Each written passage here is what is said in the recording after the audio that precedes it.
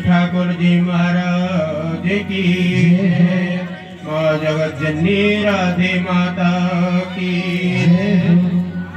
नारद वाचो भद्रैर्विनुहते हारिणा कूटमूर्तिन हीणाकशपूराजान पर्यन्त दूषासुचाः अहं वेदं चिरूकघोण सानन्दाष्टान छन्दा कपलो जलभ्यां चक्षुर्भ्यो निरीक्षान धूम्राम्बराम। नारद जी कहते हैं कि मानव जब ईर्षा में फंस जाता है तब उसे अच्छे और बुरे दोनों के ज्ञान उसके नष्ट हो जाते हैं। हिरण्याक्ष के मारे जाने पर हिरण्याकश्यप के इसी प्रकार के हाल हुए। वह जो है श्री हरि भगवान विष्णु से जलने भूलने लगे, क्रोध में अपने हाथों को जो है मीदने लगे और सोचने लगे कि कब मैं भगवान श्री हरि विष्णु जी का वध करूं। इत्याम हिरणा संवर्ते दुहिता मृत्यो कटकटादीन मृत्युन सतान्नवतः शकुनी सांबरम धृष्टम सूतवात्मानाम्रकाम कालनाभम महानाभम हरिचोतो कोचमाम। वह जो है शकुनी सांबर धृष्ट आदि अपने मंत्रियों को लेकर के भगवान श्री हरि के विष्णु लोक में चढ़ाई करने का प्रयोजन करने लगे। उस समय कयाधु उनकी पत्नी उनको समझाती है, ईश्वरो न संवत्स प्राते सुव्रतई देवता सर्व संपन्नो स्वकर्म भी। उन्होंने कहा, हे स्वामी, बगैर तप के आप जो है देवताओं से नहीं जीत सकते। श्री हरि तो त्रिलोक चराचर के स्वामी हैं, उनसे जीतना असंभव है। इसलिए आप पहले तप करके ब्रह्म से वर मांगिए, आजीवन न आपका जन्म हो न आपका मृत्यु हो, ऐसा वर उनसे मांगने के लिए कहिए। अपनी पत्नी के कहे अनुसार हिरण्याकश्यप जो है वहां से तप के लिए चले गए। पूर्णा तपो कृष्ण तपोमयी आगम जगतपते तैत्रतापसा तपता दिवं शांतो न सुकृमामा चोपाशाम्भोमन विदेहि अन्मन्यसे लोकनियमा बक्ष्यन्ति बलियार वभूपवि। हिरण्याकश्यप तपोमयी आग की उन लपटों में अपनों को घेर करके बैठ गए और योग माया के उस तपो योग की अग्नि में एक पैर से खड़े होकर के तप के उस योग अग्नि में जलने लगे। तस्या तपो योग समाधिना अध्यास्ते सर्वघिन्नेभ्यो परमेष्टि निजासनम। आग की लपटें उनके शरीर को जलाने लगी, जैसे कोई अग्निमय ज्योतिर्प्रकाश के बीच में बैठा हो। उसी प्रकार ज्योतिर की एक ज्वाला उनके पूरे शरीर को प्रज्वलित करने लगी। जैसे आप दिया जलाते हैं, दिया के मध्य में एक बाती तेल डाल देने से धीरे धीरे जलती रहती है, और जब उसके तेल समाप्त हो जाते हैं तो तेल के समाप्त होने पर वह बाती धीरे धीरे बुझ जाती है। उसी प्रकार तेज बंदनी तपोयाग की उस योग याज्ञा में जब वह तपने लगे, उस समय जो है वहां पर सृष्टि और संहार करता सभी देवतागण, इंद्रादि देवता, जितने भी त्रिलोक के स्वामी थे, वह सब सोचने लगे कि यह ऐसा कौन सा तप कर रहे हैं जिसके फलस्वरूप तप करने के उपरांत ये कौन सी चीज ऐसे मांगेंगे, कौन सी वस्तु मांगेंगे, कैसी सी प्रार्थना करेंगे, सोचने के लिए विवश हो गए। तपो योगा तपतंतु तापसा लोकानां द्रविहितं द्रविं विलक्षणा विस्मतै प्राह प्रासन्न हंस वाहन। जिस प्रकार किसी पक्षी को आग में गिर जाने से उसके पंख नष्ट हो जाते हैं, उसी प्रकार तपा अग्नि में उनके पूरा शरीर झुलसने लगा, सूख के वह कांटे हो गए। शरीर से ज्वलितमान जितने भी द्रव्य थे वह स्खलित होने लगे। धीरे धीरे शरीर कंकाल के ढांचों में परिवर्तित होने लगा। तदुपरांतै जलम दिव्यासा सतम तपोनिष्ठै भवत जितो दितिनंदनाः तस्या असि सर्वे दास्य पुंगवा भार्या ओम अपर्च दर्शनम समाह। ब्रह्मा जी के उस दर्शन की आशा में, जिसको पाने के लिए मैंने बार बार व्याख्या की है कि तपी योगी गुणीजन तरफते रखते हैं। ओम ब्राह्मणे नमः। इस मंत्रोक्त शक्ति का ताप पृथ्वी, जल, चराचर के प्राणी, तलातल जीव में स्थित जितने भी चराचर के दिव्य प्राणी थे, सभी के कानों में गुंजितमान होने लगा। और उस तपाग्नि जब इंद्रलोक में पहुंचा तो इंद्र भयभीत हो गए कि यह जो है मेरे लोक पर पुनः आक्रमण करने के लिए ब्रह्मा जी से तप में पता नहीं क्या मांगेंगे। वह भयभीत भाव से श्री हरि के चरणों में चले गए। उस समय तपाग्नि का एक भाग जो है तीनों लोक में पवित्र होने लगा।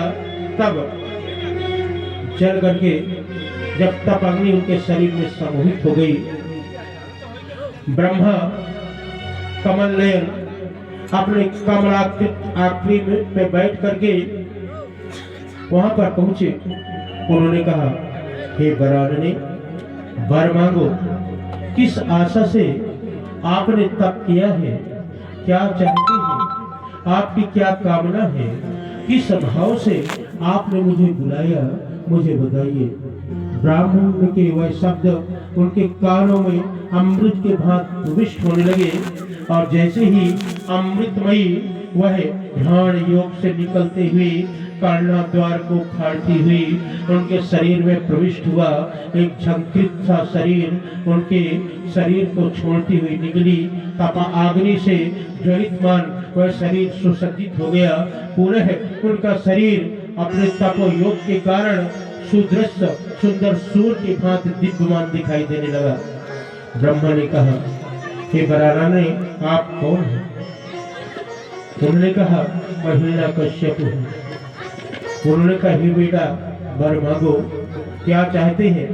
इसी कठिन तपस्या आपने किस कारण की? हिरण्यकश्यप ने कहा कि कल्प के अंत में 4 सृष्टि होती है। चारों सृष्टि में तमोगुण अंधकार से ढका हुआ यह पूरा शरीर अप्रकाशमान था।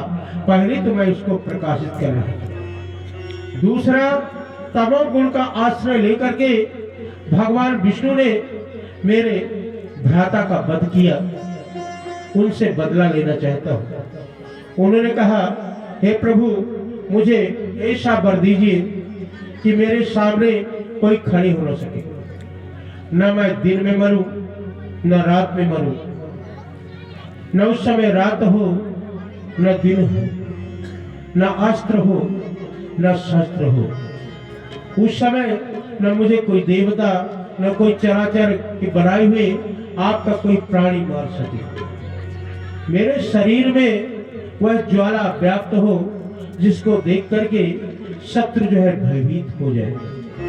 आप मुझे ऐसा कर दीजिए कि मैं न अंदर मरूं न बाहर मरूं, मेरा शरीर चेष्ट होकर के उसी प्रकार प्रज्वलित मान हो जैसा दिखाई देता है।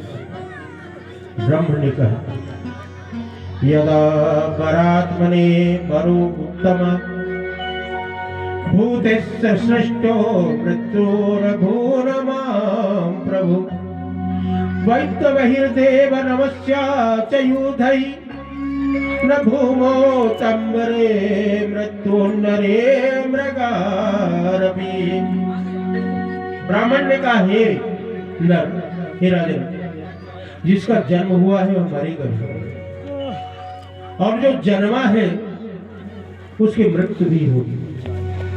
काल तो हमारे साथ चलती है सड़क की भांति, धीरे धीरे चलते हुए हमारे शरीर को वह बालकपन से वृद्धा अवस्था तक पीछा करती है और उस अवस्था में जब हम वृद्धा अवस्था को प्राप्त कर जाते हैं तो मृत्यु रूपी वह कालाग्नि हमारे शरीर को भस्मीभूत करने के लिए, खाने के लिए यम रूप में हमारे शरीर पर प्रहार करती है।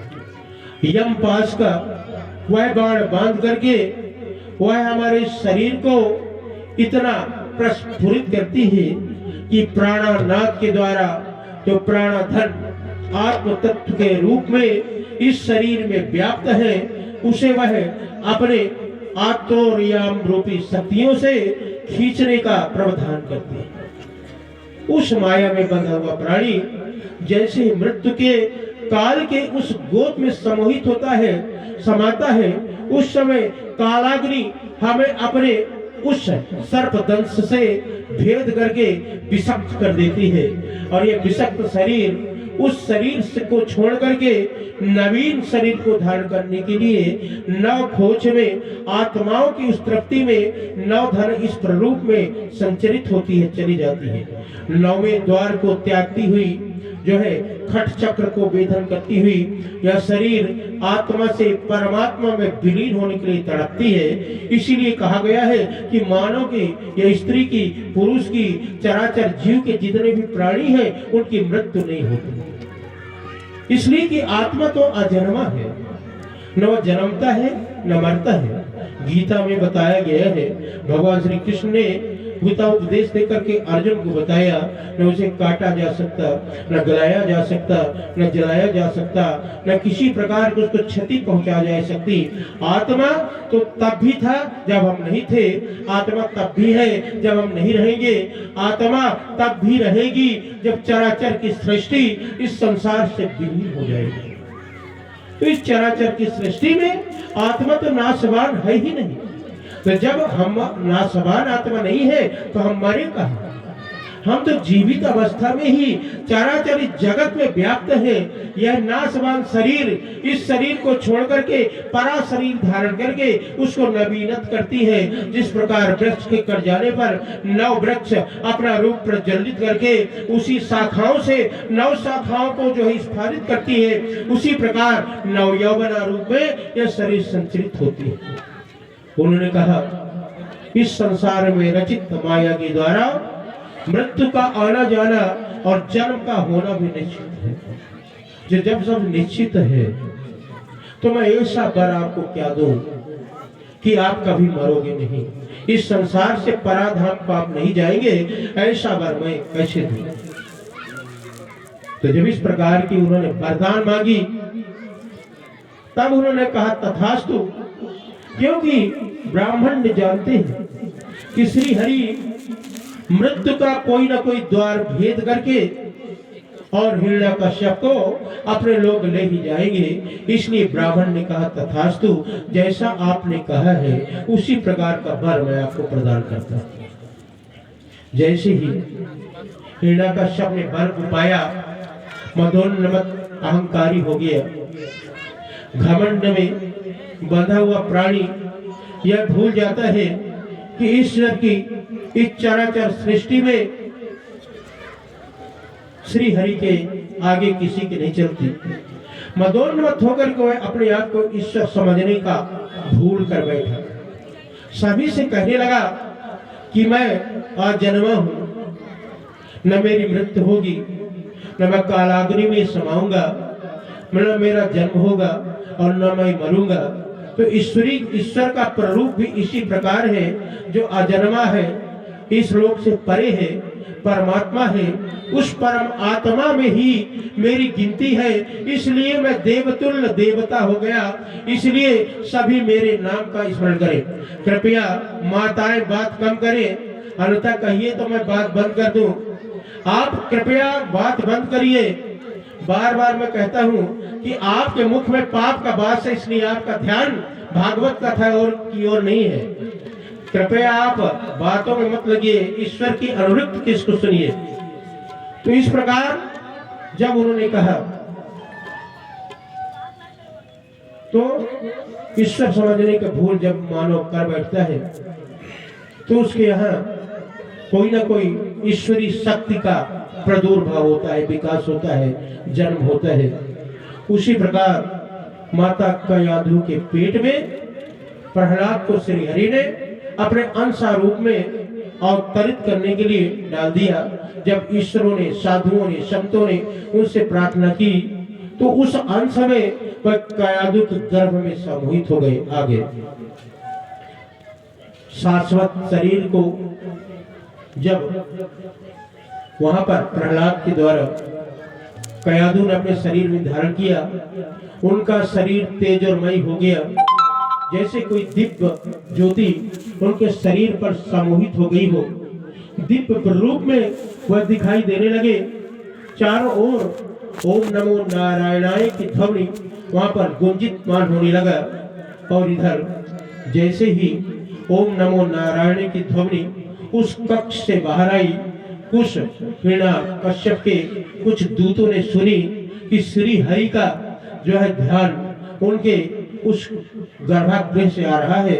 सभी ने जाकर के वहां पर हिरण्यकश्यप को बताया कि माता कयाधु के उस गर्भभाग से जो है ओम नमो नारायणाय का मंत्र का जाप हो रहा है।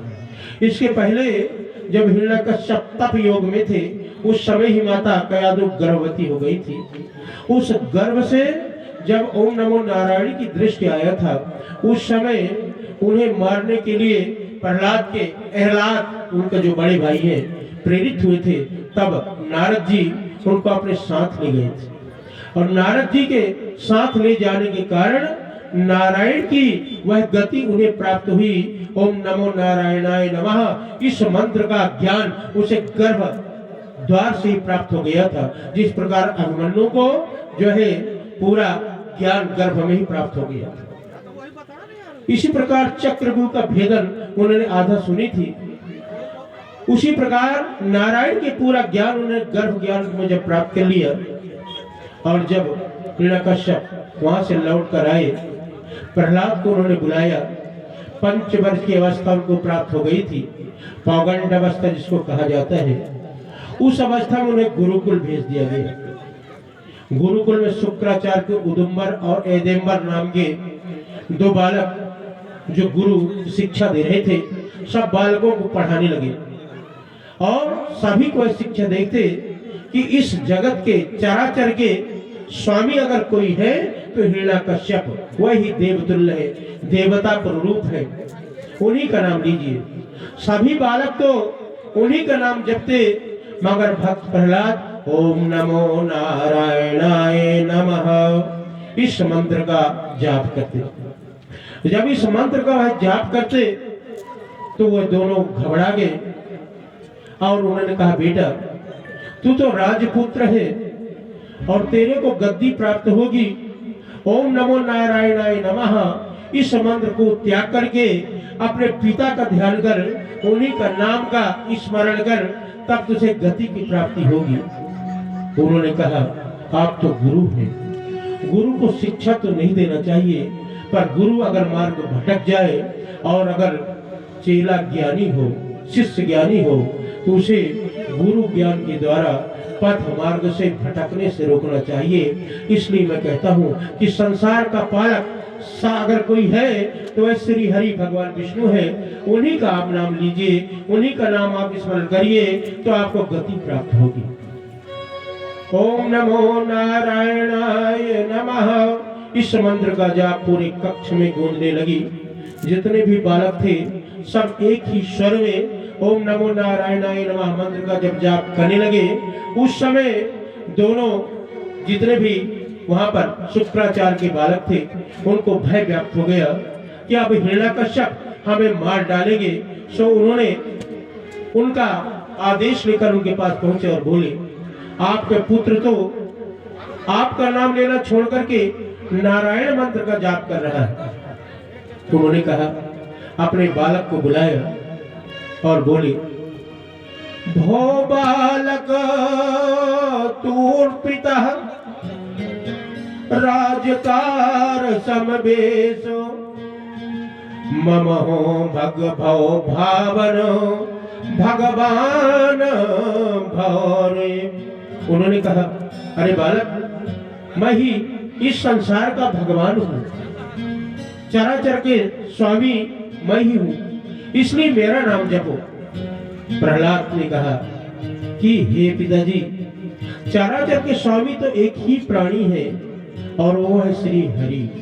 मैं उन्हीं का नाम जप रहा हूँ, उन्हीं का नाम जपूंगा और उन्हीं का नाम लूंगा।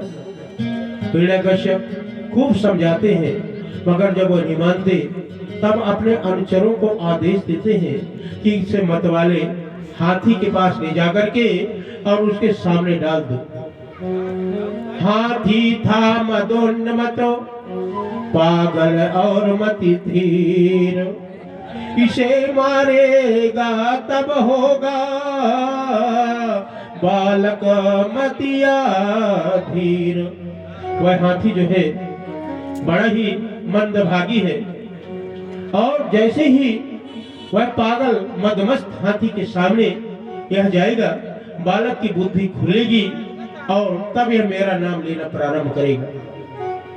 सभी अनुचरों ने, सिपाहियों ने उनको लेकर के उस मदमस्त हाथी के सामने डाल दिया। वह थी हाथी रूपणी हरियाभा की रूप, देख के हरि भक्त को हाथ जोड़ सतरूप। जैसे ही उसने देखा ईश्वर का एक भक्त मेरे सामने खड़ा हुआ है, वह हाथी हाथ जोड़ करके दोनों पग से खड़ा हो गया और कहने लगा कि मेरे सामने तो ये भक्त खड़ा हुआ है, इसको मैं कैसे मारूं। अश्रु बहे और नीर बहे, रो रो हो बेहाल, भक्त को मारूं कैसे, ये हरि का है बाल। यह बालक तो हरि के रूप में है। उसकी आंखों से अश्रु व आंसू निकलने लगे। हाथ जोड़कर प्रार्थना करने लगा कि हे हरि के भक्त, हे हरि के गुणगामी, मुझे जो है इस भव बंधन से, बचपत योनि से छुटा करके मुझे भी सात्विक योनि प्रदान कराए, ऐसे ईश्वर से प्रार्थना करें। जब हिरण्यकश्यप के पास पुणे लेकर के उनको आया गया, हिरण्यकश्यप सोचने लगे कि इस बालक में ऐसी क्या अद्भुत शक्ति है जिसे देख करके वह मदमस्त पागल हाथी भी हाथ जोड़ने के लिए विवश हो गया। उन्होंने समझाया कि राजपाट तेरा है, तो राजकुमार है और राजकुमार को अपने पिता के आज्ञाओं का पालन करना चाहिए। अगर पिता की आज्ञा बालक नहीं करेगा तो कौन करेगा। उन्होंने कहा, पिता तो है एक हरि, सब है गुण के खान, जगत पिता कहावे वही पिता रचवान। उन्होंने कहा, जगत के पिता संसार में एक ही है और वो है श्री हरि भगवान विष्णु। आप भी उनका नमन करिए, नाम लीजिए, आपको गति की प्राप्ति होगी। हिरण्यकश्यप जो अपने आप को स्वयं भगवान समझने लगे थे, दूसरे भगवान को कैसे माने। उन्होंने कहा यह बालक की मंद बुद्धि है, इसे ले जाकर के ऊंचे पहाड़ी से फेंकाइए। जैसे पहाड़ी में फेंकने गए, उन्होंने कहा ईश्वर इस पहाड़ी को कमलाकृत कर दीजिए। जैसे ही पहाड़ी से बालक को फेंका गया, कमल पुष्पित पुष्प जो है विष्णु श्री हरि के हाथ से निकल करके उस बालक के याग में आकर स्थापित हो गया। जैसे कोई बालक चिर निद्रा में विलीन हो और कोई इसे आकर के झकझोर करके जगा रहा है, उसी प्रकार वह उस पुष्प कमल में सो गया और उसकी निद्रा तंद्रा भंग हुई। आकर के देखा वह ऊपरी सतह में पड़ा हुआ। हिरण्यकश्यप के पास पुणे ले गए, बोले यह बालक तो पहाड़ी से फेंकने पर भी नहीं। उन्हें पुनः समझाया गया, मगर उनकी बुद्धि फिर भी नहीं चढ़ी। उन्होंने कहा इन्हें गहरे जल में डाल दीजिए। गहरे जल में जैसे ही फेंका गया तो सागर महाराज उन्होंने कहा यह तो मेरा नाती आ रहा है,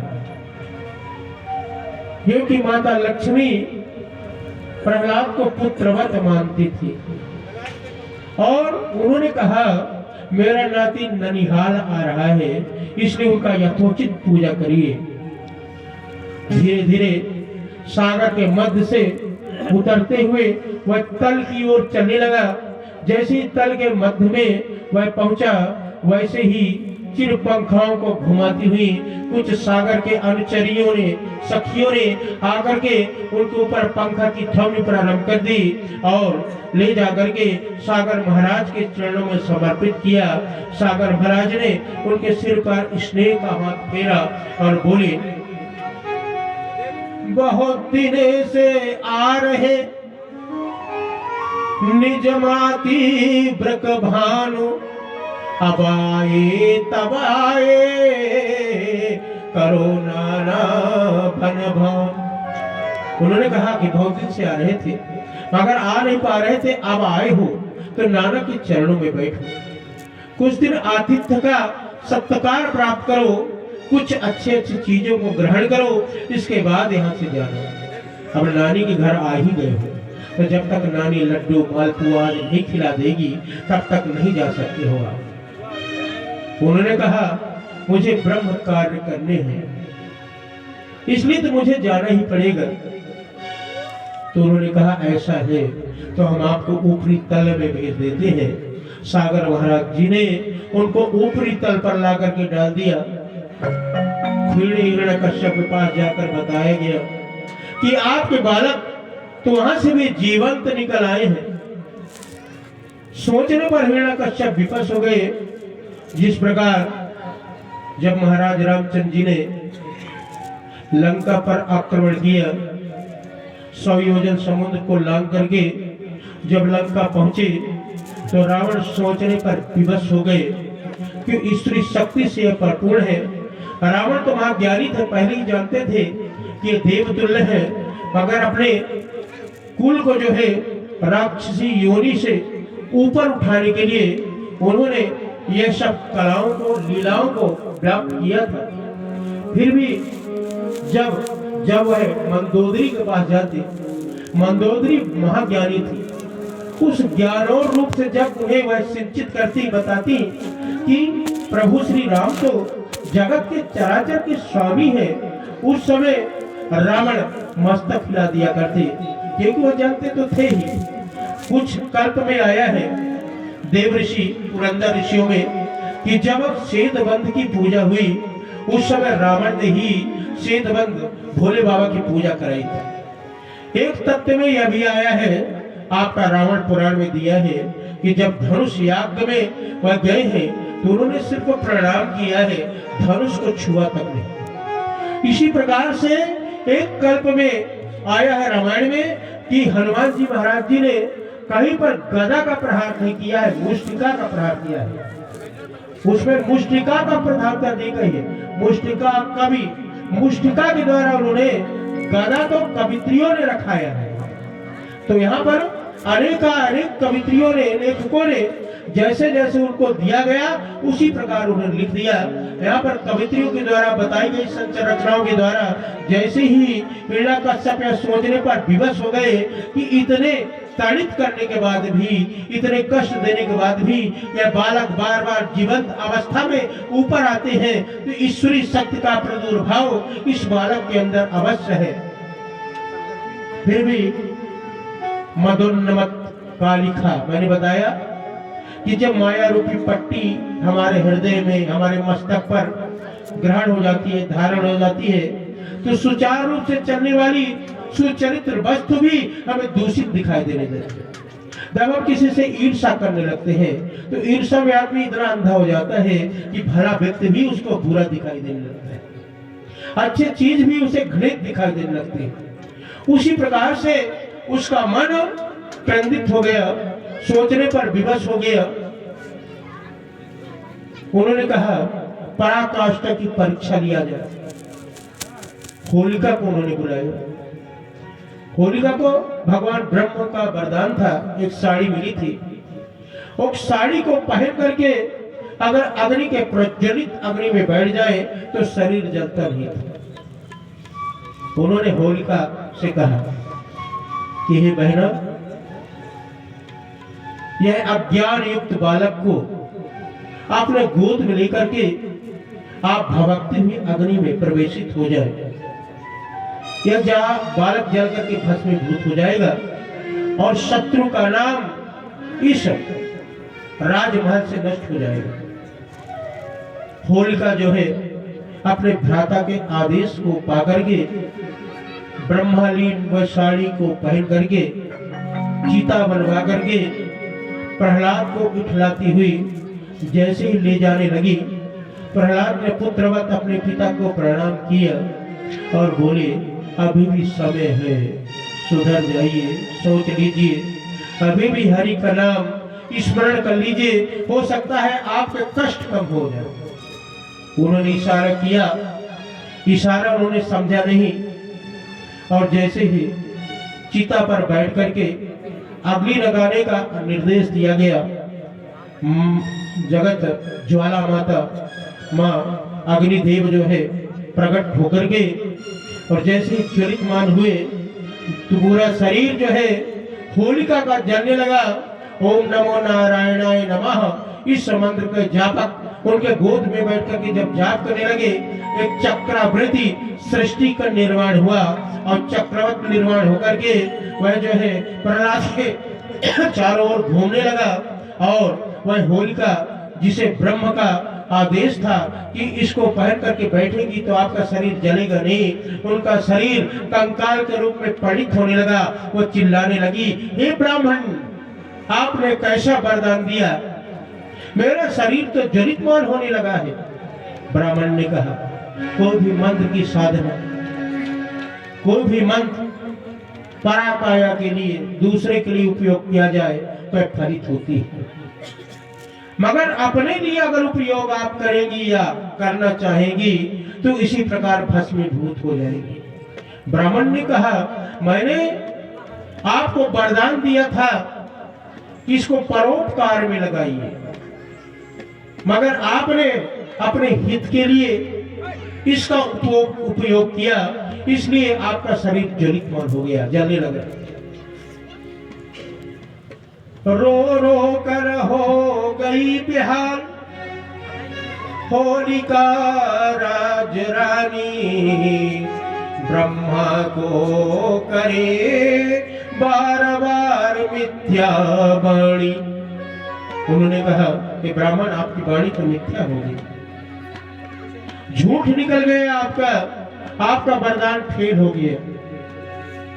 तब ब्राह्मण ने इसी प्रकार कहा कि परोपकार ने आपने इसको नहीं लगाया, इसलिए पराकाया नष्ट हो गई। यह शरीर तो पहले भी नष्ट हो रहा था, आज ही नष्ट हो गया। उस अग्नि से जैसे ही प्रहलाद बाहर आए, हिरण्यकश्यप को बड़ा क्रोध आया। क्रोधा अग्नि में जलते हुए उन्होंने कहा इनके लिए एक खंभे का निर्माण करें और खंभा ज्वलितमान हो, ज्वाला से परिपूर्ण हो, उसे में ले जाकर के इस बालक को बांध दे। सभी अनुचरों ने उनकी ओर देखा और जाकर के उन्होंने उनके आदेश को पालन करने के लिए ज्वलितमान एक श्रृंखला का निर्माण किया। उसको तिपाया गया लोहे को और तपा करके जो है उसमें जाकर के प्रहलाद को बांध दिया गया। हिरण्यकश्यप वहां पर गए और बोले कि अभी भी मेरा नाम ले लो। उन्होंने कहा है पिताजी, यहाँ पर आपको हरि दिखाई नहीं दे रहे हैं? बोले नहीं। तो बोले देखिए, यही नाम मुख में हो हरदम हमारे, हरे कृष्ण गोविंद मोहन मुरारे, मोहन मुरारे। यही नाम मुख में हो हरदम हमारे, यही नाम मुख में हो हरदम हमारे। श्री कृष्ण गोविंद मोहन मुरारे, श्री कृष्ण गोविंद मोहन मुरारे। यही नाम मुख में हो हरदम हमारे, यही नाम मुख में हो हरदम हमारे। हरे कृष्ण गोविंद मोहन मुरारे, हरे कृष्ण गोविंद मोहन मुरारे।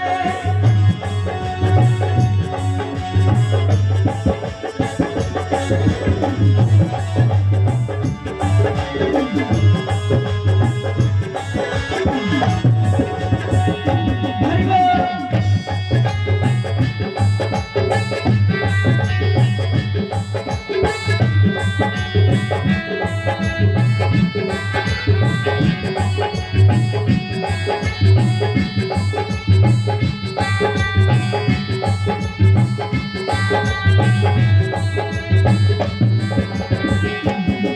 यही नाम मुख में हो हरदम हमारे, यही नाम मुख में हो हरदम हमारे।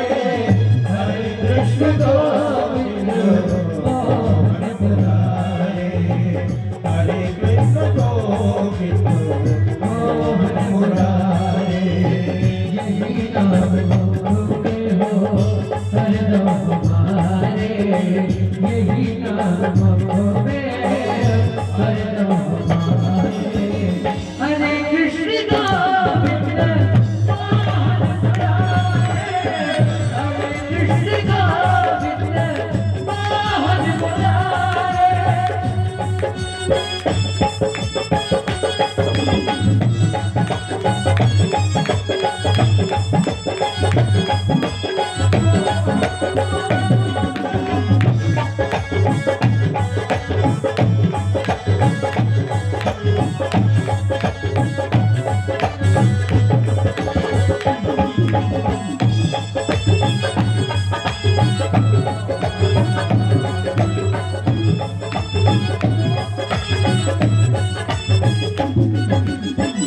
लिया हाथ में देख ले जब की खंजर, लिया हाथ में देख ले जब की खंजर।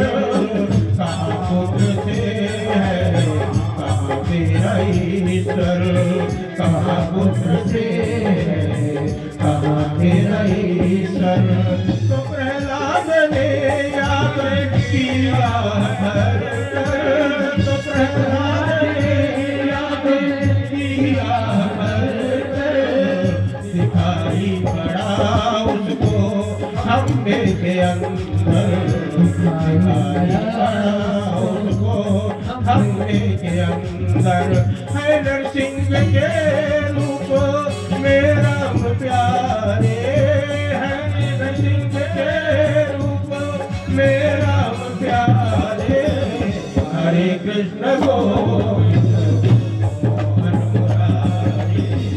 हरे कृष्ण गोविंद मोहन मुरारे यही नाम मुख में हो हरदम हमारे यही नाम मुख में हरदम हमारे।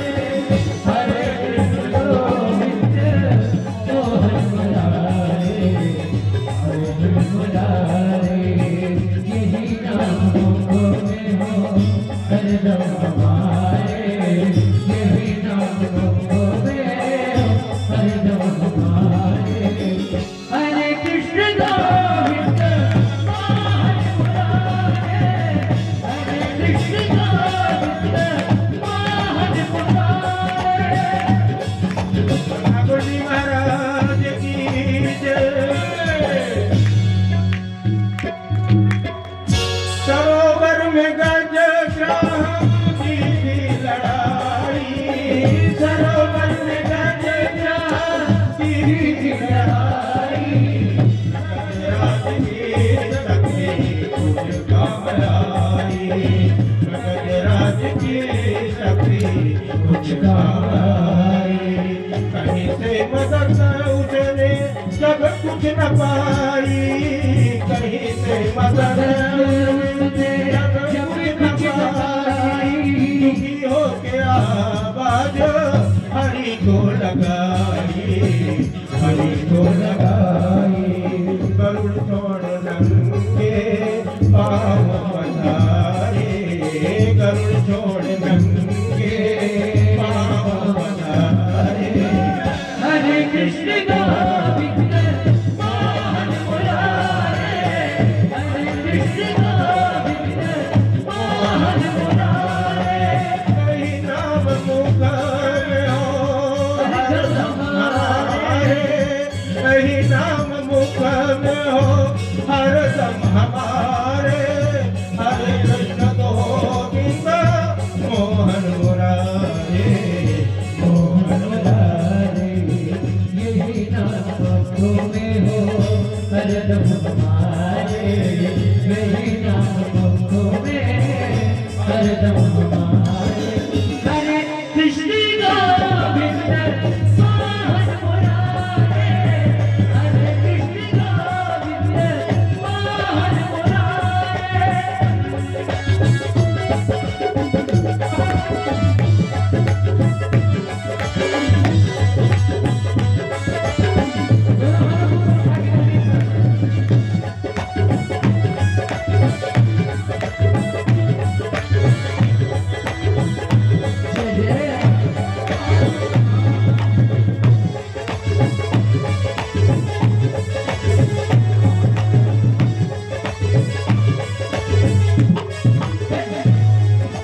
अजामिल अधम में भी क्या बुराई।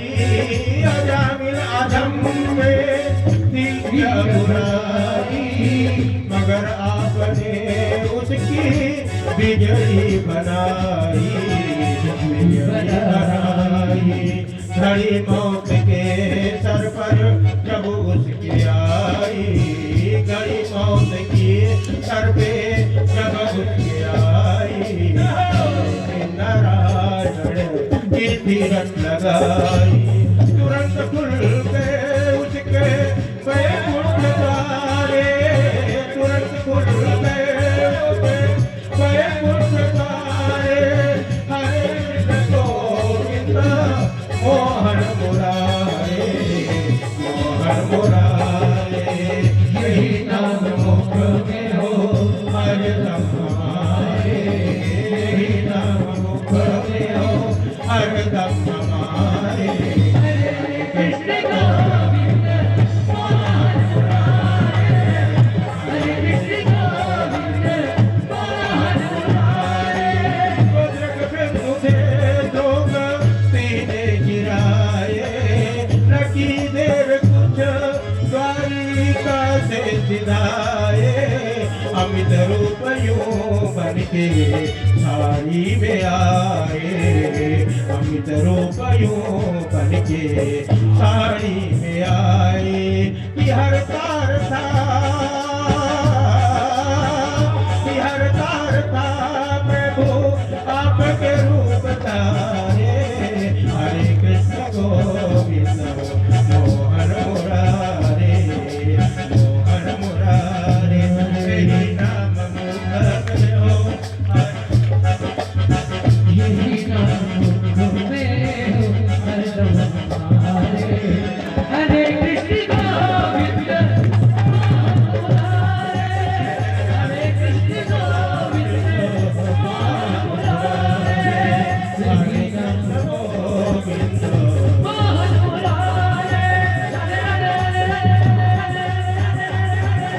राधे